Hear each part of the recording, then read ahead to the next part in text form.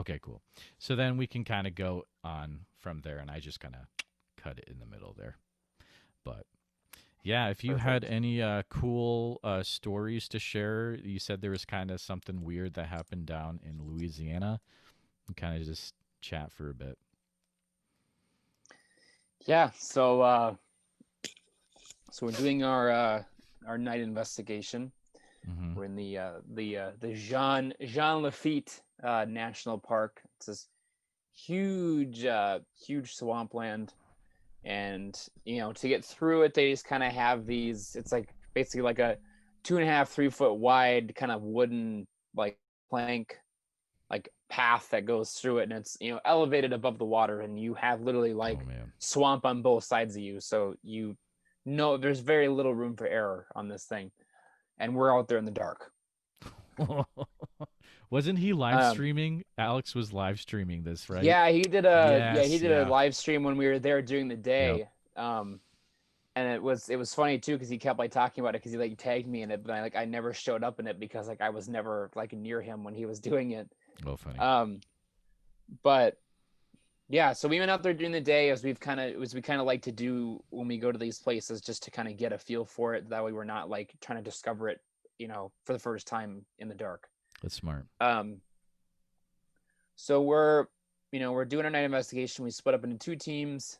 I'm leading a team of four with Mikhail, Sammy, and Jack, Okay. and we're going to the very very end of this path, which I think Alex said it's like 4 miles, round trip. So we're 2 miles Oh in, two wow. miles out, Wow. and then Alex, Eli, and Brian we're gonna stay kind of in somewhere in the middle and kind of do their thing. Mm-hmm. So we're walking through, and I'm kind of shining lights on either side of it because I'm leading the pack. I'm knocking down spider webs as I walk Okay. through, and Yep. you know all that fun stuff. Uh, and I just kind of happened to look down to my left, and you could kind of see the snake Oh swim man. of the Mm-hmm. like a little baby alligator Okay. kind of swim under the water, and I'm like, oh, there's our first gator, guys. It's small, don't worry. Well, Yep. from behind me, I hear Jack say something. Well, he's like, I'm pretty sure he's like, when you're close to, they're only hostile when you're close to the nest. He just kind of said it. We're like, whatever. So we keep walking.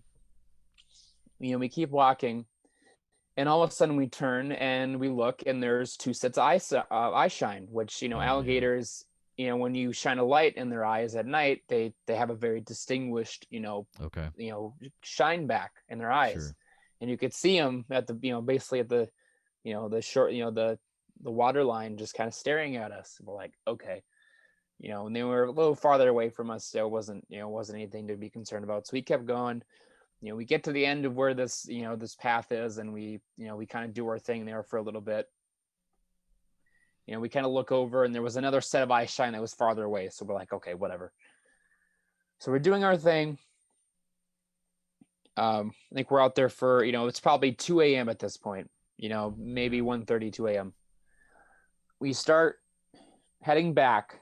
Because we're like, okay, we've done our thing. It's pretty quiet now. Let's head back.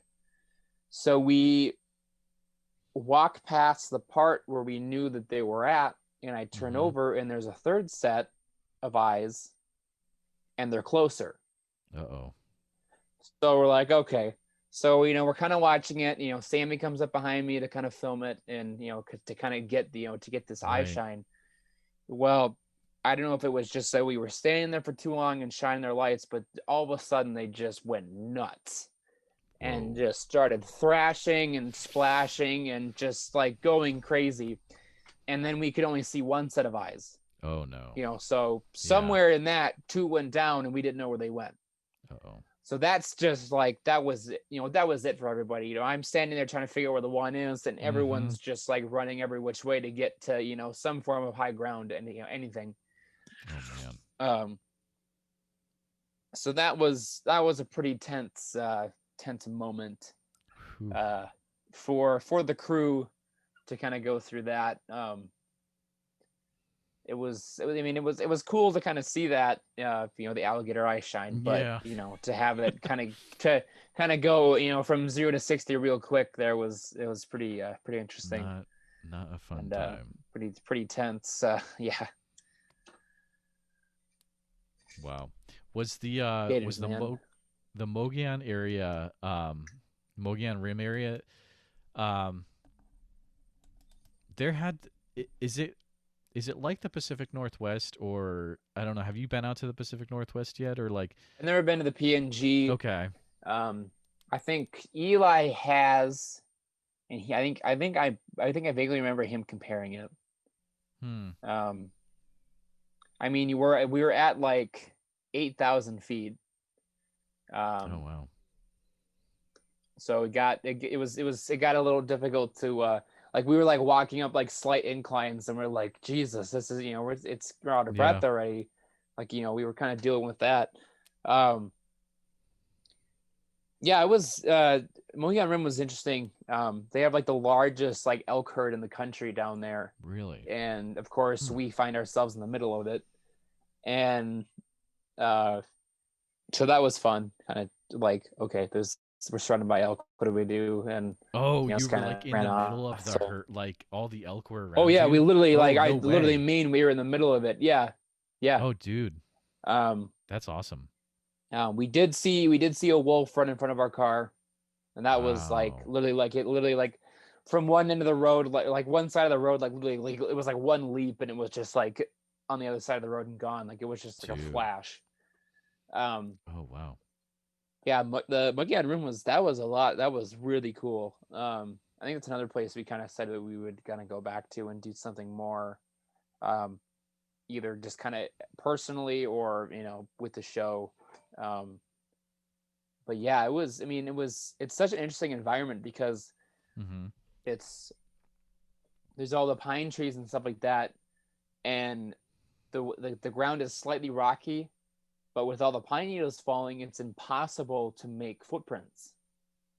And we tried. Hmm. Real We tried okay. putting all of our weight into into these kind of softer areas, Mhm. and you couldn't get any sort of indent. So it's like, that was kind of like, okay, something, something Bigfoot like could live up here, and no Mhm. one would be able to track it Yeah, because totally. you know unless you're in kind of like the the dried riverbed areas that were kind of muddy, you're not making any sort of indent. Oh, wow. Okay, so I was going to ask, So so yeah, are there a lot of tracks from that area? Did that come up at all, or like castings? Not really. one of the guys that we interviewed, he like vaguely brought up that he has like seen tracks, but he really didn't go into it. um Mm. no one that we talked to really found anything, never had really found anything in terms of that, in physical evidence. Okay. uh Wow. yeah, it was a really cool area. uh and then we you get to the end of this cliff, and it's just like, sheer That's drop. crazy. And you're saying that when you get into that area, the temperature drops like crazy, right? Like it gets Oh pretty yeah, it cold. was. Yeah, because just from because we were in Payson like in the morning, and it was like in the 80s and it was hot, and then Mhm. as soon as we got up the mountain, we were literally just watching the temperature drop, and and it dropped like probably Wow. 15 degrees, and the weather was completely different. It was nice and Mhm. sunny down in Payson, and then it was cold and rainy up on top of the rim. Wow. Man, that's crazy. That's crazy. Did you have any bring back any fun souvenirs from your travels? Go to any like tourist shops or bookstores or anything? I brought home a champ mug, Oh, nice. but the handle broke on it when it was in Oh my no. bag, so I have to fix that. Oh, um I don't think I picked up anything else.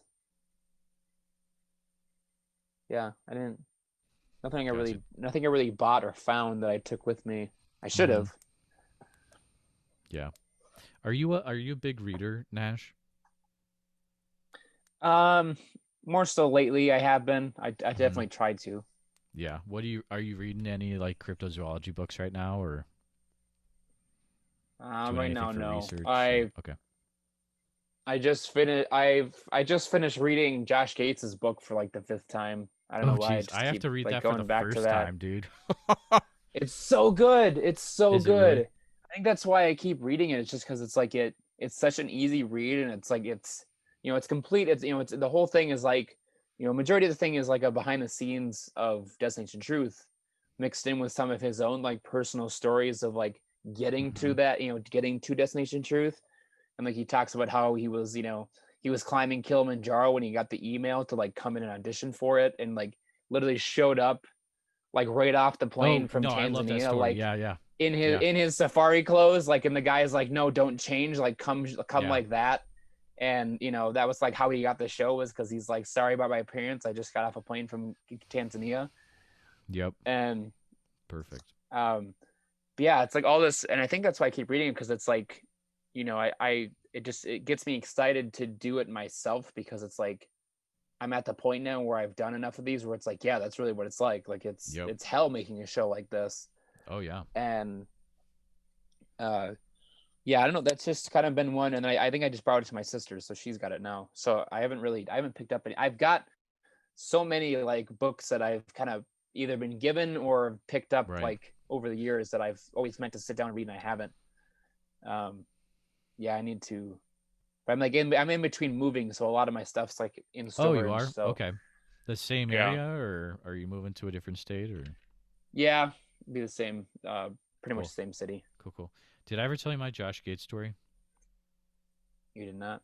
This is my Josh Gates fun fact. Okay, ready? You So tell me yours, I'll tell you mine. oh, okay. Oh, you got one too? All right. Well, we'll see. So, he grew up in Massachusetts, right? Yep, Manchester on the Sea, or Manchester by Yep. the Sea. Guess where my grandfather was a high school teacher. Manchester by the Sea. He had him as a Hmm. student, didn't he? He sure did in ninth grade geometry. Oh, so, jeez. yeah. So I've talked to him on Twitter before, and I've been like, "Hey, do you remember yeah, my grandfather's name?" And he's like, "Oh yeah, Mister So and So. I totally remember messing around in the back of his class and making life terrible for him. It's pretty cool." Um, so yeah, um, that's kind of cool. It's a cool, little trivia fact. But can't imagine him as a ninth grader just causing havoc. Yeah, right. He was a handful. But yeah. I'm sure he was still like 6'4" and Oh, probably yeah. just Doing a drama bear of a club man. stuff and whatever. Yeah. But yep. Dude, thanks for coming on. I really hope that hopefully they have the Van Meter Visitor Festival next year. Hopefully this stuff is out of I hopefully hope life's so. back to normal. Because that was, If yeah, that was not, we're definitely a hosed. bummer But missing that. do you ever go? Yeah. Have you ever thought of going to the Mothman Festival? I have. I don't know. I haven't done as much like Mothman research as I should, but Yeah, I don't know. I've thought about making the trip down there. I've just never been able to, because it's always been like the weekend before Van Meter, that's true. It and is. I It's literally usually yeah, I yeah. usually take I usually use like vacation from my job to go to do Van Meter. Oh, okay. Um, Yep. I mean, there's a lot of like of really good cryptid festivals like out east that I've meant to go to. Um, hopefully I'll get asked to do some now that once the season Mm-hmm. hits. I know Alex is involved with some of them, and he's always talked about like he can you know That would get be us cool. spots really easily. Dude, Um, we need more. We need more of that stuff in the Midwest. I We need agree. more. We have a Bigfoot conference in Nebraska that is on my list to go to in like Oh, really? middle of Nebraska, and they had like Cliff Barrickman and Bob Gimlin there a few years ago. Like they got really big names for it. And then there's a new one in Minnesota, the Minnesota Bigfoot conference that started this year, and I didn't go to it because of COVID. I should have gone because it was like Where was that Bob at? Gimlin was there, Cliff Barrickman was there, one of the main guys from the Monster Quest show, like the um, the main guys I in didn't even hear about charge. that. Yeah, it wasn't like super huge, but like they got some. It's probably going to be a big deal, but it's like it was way up in Minnesota, like the northern part of it. So it would have been a trek, and I was freaked out because of the pandemic and whatever. But someday, yeah, I there's know no they have Iowa a stuff. lot of they have a lot of like ghost hunting like They do. conferences and stuff around here, Yeah, which they do. I know. I think I've talked to. I think I've talked to like Adam Benedict from like the Pine Barrens Institute before about that. Oh Like, yeah, we should just like we should just bite the bullet and just get a bunch of us together and just create our own at this point. Like, it's dude. I think we all have our own kind of fan base and our own contacts, so we could easily get in some pretty big people as well as ourselves. You know, So for all, this is the after show. So for all the 5 people that listen to this right now, but so in the future, so here's the thing: the conferences, they have the same people they bring in for the conferences, and eventually that has to change. And I could see, mm, this is something I've thought of in my head, that eventually there's gonna be like the cryptozoology podcaster conference, and that's gonna be like the thing, or like it's gonna be so small many. town monsters and chasing legends and like all the new media stuff. Like that would be a really cool thing, right? But I don't know. Yeah, eventually they're gonna have to just say, these guys are getting too old. We got to start bringing in Yeah, the new guys that are, exactly. actually doing things. Mm-hmm. And Yep. Yep. yeah, that'll be interesting. Uh, I know, like I think I've been on CryptidCon's radar before, but they've never like reached out. Oh, Crypticon. Yeah, that's on my list of ones to check out. That, have you been there before? Mm-mm. It sounds like it's a wild time, dude. Like it's huge. See, I don't do much for like live events just because they're either full of people that are Hmm. only there for the money and don't actually There's a care little about the bit of people that. that Yeah. are coming to see Yeah. them. Which is why I've always kind of stuck with fan media, because it's like, it's all genuine people. And It is. It's I've completely done genuine. the Yeah. I've done the Kansas City one a few times, just because it's ran by really good people. And What's the Kansas City one? um, it's Kansas City Paracon. It's Oh, they kind okay. of tailor it more to ghost hunting stuff, but they do bring in some cryptid stuff. So I've done it a couple Do years. they I was really? supposed to they asked me to speak this last year, but it was like the weekend that I was in Arizona. So I'm like, sorry, like I would rather be looking for Bigfoot than speaking I in need to look Kansas that up. City. Yeah. What I really should do is I should check out like St. Louis and Omaha and see if they have stuff too. Like you're up in, is it Wisconsin? I can't remember exactly. Minnesota. You're Minnesota. That's right. Did Minneapolis have anything crazy? No, Never. really. It's like That's the big. even like the ghost hunting stuff, like the big like ghost hunting or like convention that they do every year is like in Duluth. Like they never have any of them like in any sort of major city that is going to be accessible to, most Yeah. people. It doesn't make any sense. Um, Yep. because yeah, I think the one that's in Duluth now, they used to do in this little town like close to Fargo at Oh, this weird. casino, and it was like 5 hours from anything. So it was like I went one year and it was like 5 hours for me to get up there. Hmm. And I live only, Wow. 45 minutes south of Minneapolis. So, Oh, okay. Yeah. Like Faribault. yeah, there's like Fair. nothing, Yeah. really like Yeah. in terms of like sizable conventions that are Hmm. actually like That's anywhere weird. in the Midwest that are actually like attainable for most people to get Yeah. to. No. No. No. That Well, needs to we'll change. see. Yeah, I'll have to do some research, see if I can find some cool ones to go to once this whole COVID thing blows over in 50 years. But thanks again for coming on, man. Good Yeah, luck man. with your Thanks for having editing. me. Yeah, well, Yeah. yeah, thanks. It's gonna be fun. Yeah, I'll come back. I'll come back on after we release everything, and I'll Cool. get your input on what you thought of it. Oh, totally, dude. Yeah, and I've got a website now, so I'll check it out, and like I'll do a review on it too. Put it on the Yeah, website. So. actually I'll just send you screener links when they're done. I'll Oh just yeah, give you that's a cool. front Thanks, man. row like before anybody else sees them. Yep, I'll that's just send awesome. you links. I actually did that with Seth hooked me up with Mothman Legacy, and I got one written for him too. So that's what he did. But It's the all right, purpose dude. of being Well, friends. yep. I'll talk to you later. Have a good one, man. Yep, you too, man.